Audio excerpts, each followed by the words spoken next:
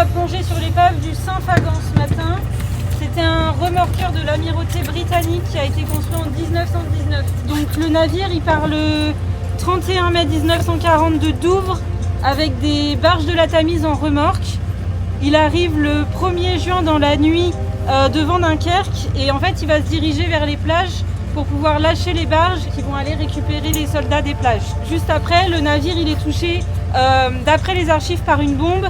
Coupé en deux, il coule. Il y a 19 morts lors du naufrage du Saint-Fagan.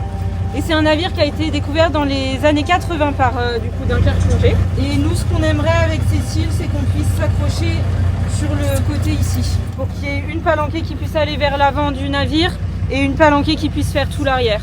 C'est bon, tout est largué.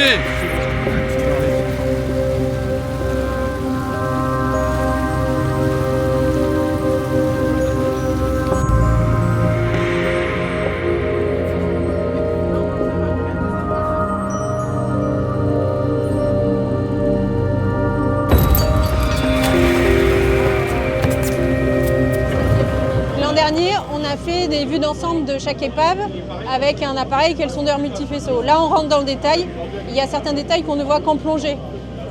L'état de conservation de la coque, par exemple, le fait qu'il y ait des lacunes dues à la corrosion, ça, c'est des choses qu'on va voir que sous l'eau. Après, on va aussi chercher des éléments de détail, comme toujours, pour confirmer les identifications. Donc là, c'est un bateau qui est bien connu, qui est le Saint-Fagan, qui est notamment bien connu du club de plongée de Dunkerque et de Bruno Pruvot, qui a travaillé plusieurs années dessus. C'est notre meilleur guide, du coup, puisqu'il connaît l'épave par cœur.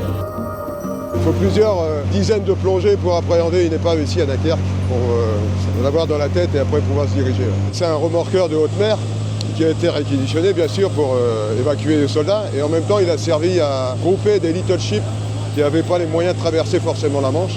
Et donc c'est ce qu'il a fait lui le 1er juin 40, il tractait 3 barges et malheureusement il a sauté sur une mine et il s'est complètement cassé en deux et les 3 barges qu'il tractait, en fait, ils ont été soulevés par le souffle de l'explosion et il y en a 2 qui ont coulé.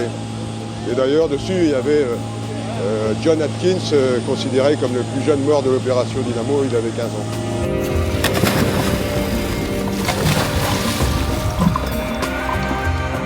Les conditions de plongée sont un peu particulières parce que c'est très sombre au fond, c'est assez chargé en particules, on peut se perdre assez facilement, on peut avoir des difficultés à s'orienter parce qu'on voit vraiment l'épave petit morceau par petit morceau. Donc en fait tout ce travail-là, si on le faisait tout seul, ça nous prendrait beaucoup plus de temps. C'est vraiment précieux pour nous d'avoir des gens qui connaissent l'épave et qui nous guident le plus rapidement possible au bon endroit. Donc on a vu les traves, une ancre sur tribord qu'on a mesurée, qu'on va pouvoir comparer avec les archives, un canon également sur l'avant, et ensuite la cabine, le château, en fait les superstructures du bateau qui sont encore assez bien conservées. Mais ça va très vite, on a des temps de plongée qui sont très réduits et donc quand on est accompagné, c'est beaucoup plus efficace. Donc c'est vraiment un partenariat qui est essentiel.